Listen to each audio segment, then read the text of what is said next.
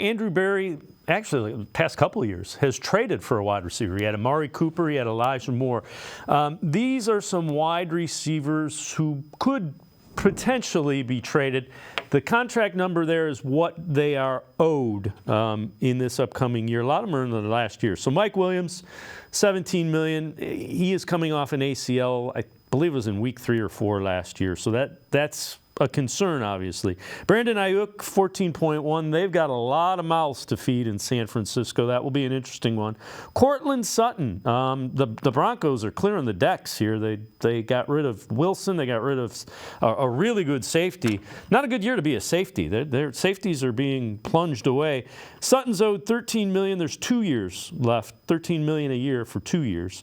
Jerry Jeudy, $12.9 million, is in his final year. T. Higgins is tagged. That means he's going to get at least $21.8 million. There's no way the Bengals are trading him to the Browns.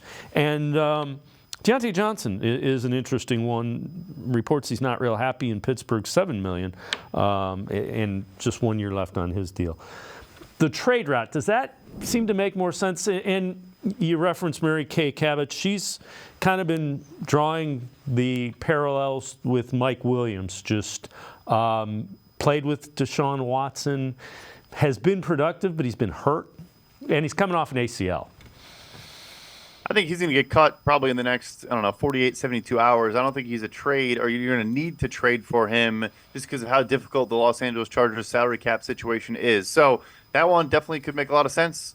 He is that vertical threat again, a good, go up and get it, contested catch receiver. I think, unfortunately, too, he was playing some really good football before that ACL tear in a more diverse role.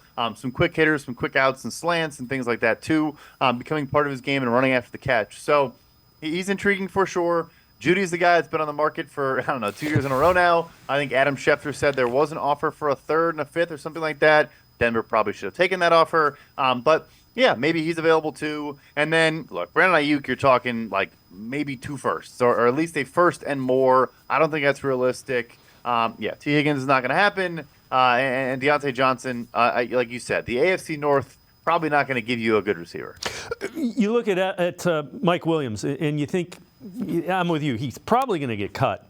What do you think a 1 year prove it deal looks like? Because I know you do figure these things out. If it's Mike Williams, what's a 1 year? Let's get him in. Let's see if he's got some. And keeping in mind he's coming off an ACL. See if he's got some of the magic with Watson left. So that's the big thing, is that this is my space, but I'm not a doctor. So I would love to know exactly how healthy that ACL is, and that's going to have a huge variable. But I would say, I think you're talking like 1 year, $7-8 million, and then there's incentives on top of that, of course, tied to how many snaps are they playing, receptions, receiving yards, touchdowns, maybe some team success tied in as well. I think that's kind of where it would end up.